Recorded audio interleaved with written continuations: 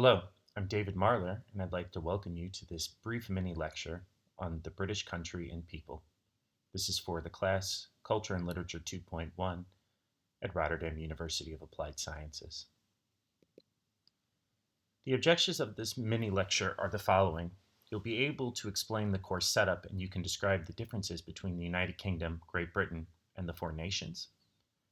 You'll have a knowledge of the geography of Britain, and you'll also know and be able to list certain cultural aspects and certain symbols of the four nations. This course exists of 14 100-minute lectures.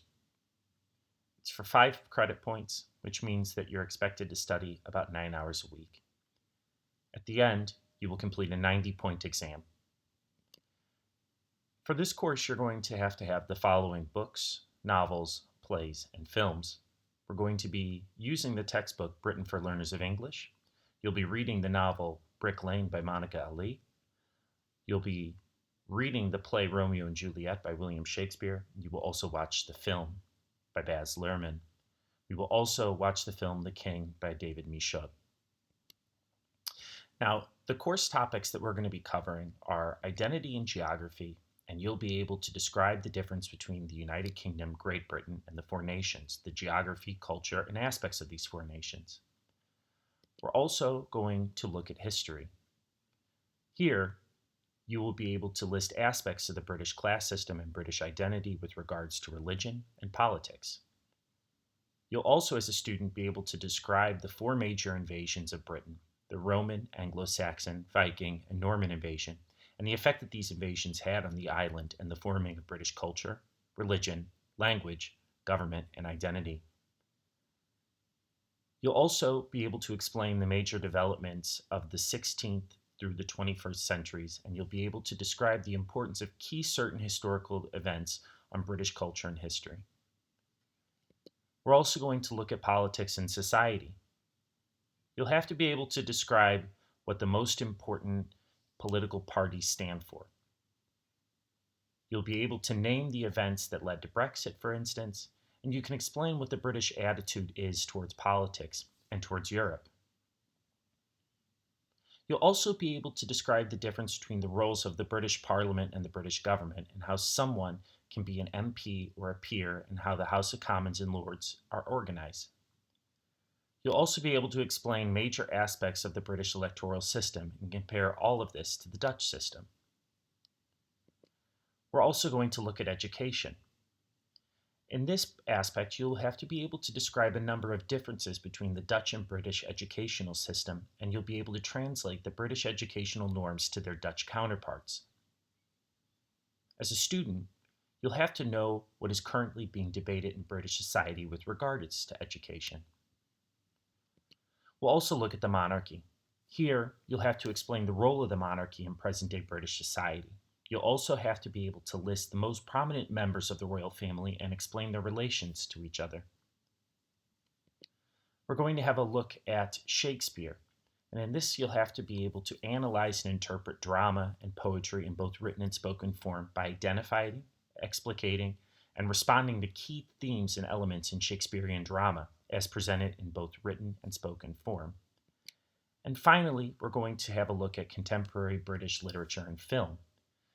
You'll be able to describe how topics of British present and past have influenced the way that the British authors and filmmakers make art. As a student, you'll be able to list the themes of these works and analyze the works using common literary terms. You'll also be able to describe the common literary devices used in these works. This course is set up with extra credit. At this time, there are 7 possible formative assignments, and these must be handed in on time on Moodle. Late work will not be accepted. If you do all 7, you will get 5 additional points on your final exam. If you do 6, you'll be able to get 4. If you do 5 or fewer of them, no additional credits will be offered. This additional extra credit can only be used on the first exam. So any future resit or any courses or exams that you take in the future, you will not be able to use any extra credit. And of course, plagiarism will be reported. So You are not allowed to work with fellow students, and you are not allowed to use sources on the internet without using the appropriate APA or MLA citations. Now, what we're going to look at first is what is the UK? There are a few questions that we have to start with before we start talking about this course, and that is, what is the United Kingdom? What is England? And what makes someone British? To start with, we're going to look at Britain and the term. The British Isles consists of several islands. Of these islands are part of the largest British Isles, and there are 5 countries on them and 3 self-governing crown dependencies. The 2 largest islands in the British Isles are Great Britain and Ireland. We also have crown dependencies like the Isle of Man, which is between Ireland and the United Kingdom, and the Channel Islands are the bailiwicks of Jersey and Guernsey. So as we can see here, this is the United Kingdom. The United Kingdom refers, of course, to the United Kingdom of Great Britain, which is the largest island, and Northern Ireland, which is about small part of Ireland on the northeastern part of the island. The UK is a country of countries. This means that it consists of 4 nations: England, Wales, Scotland, and Northern Ireland.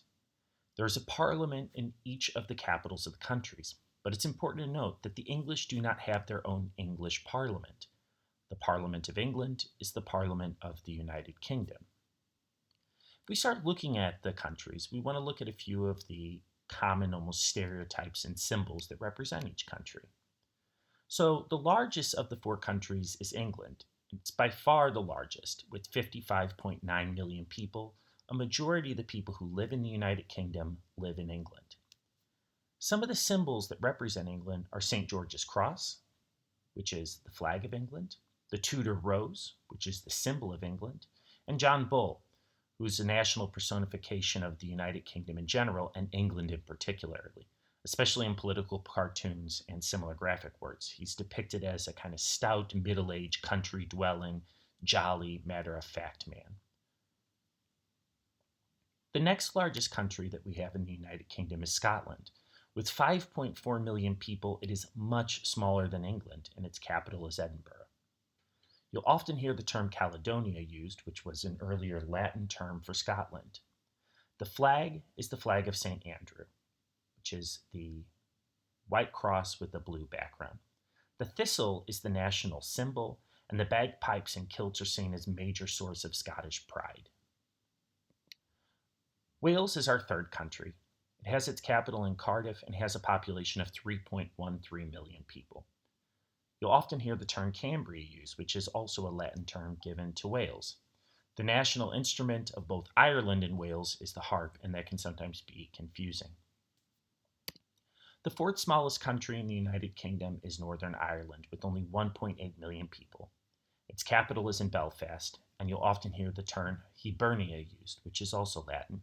Erin is also a political name used for Ireland, and you'll hear this a lot when talking about the Republic of Ireland, which is its own country. The only official flag in Northern Ireland is the Union flag of the United Kingdom. The Ulster banner, which you see in the top right-hand corner, was used by Northern Ireland government from 1953 until the government of the Parliament were abolished in 1973. Since then, it has no official status. The bottom right-hand corner, you have St. Patrick's Saltire, which is the flag combined with the Union Jack, although it represents all of Ireland, which is mostly not part of the UK.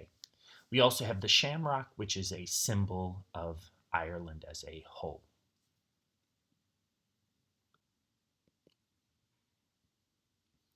Now, one of the topics that we need to discuss is the dominance of England.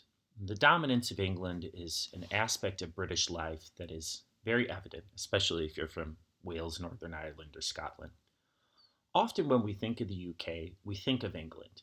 For instance, the term Anglo has become widespread for everything British. Anglo-American relationships describe the relationship between the US and the UK. Likewise, the term British is used often to describe things that are actually English. Rarely does someone call a bagpipe British or a shamrock British. This is because political unification did not happen mutually. It often happened because some British invasion. The Parliament in London is still responsible for national laws, and as we saw with the Brexit.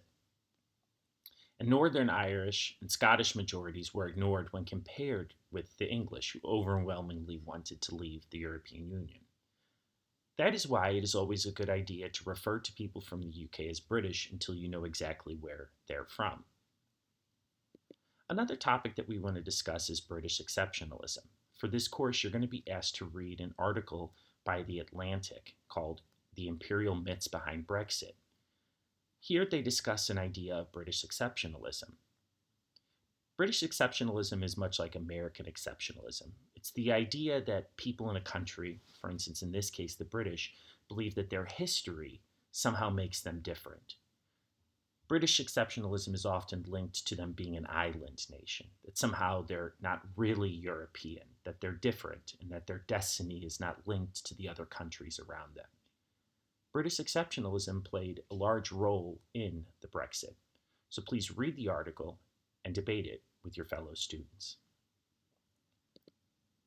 For the rest of this course, you'll have to read pages 13 and 14 in your textbook, and you'll have to answer the question where you think the loyalties of the British people lie. This is the end of the lecture. Have a good day.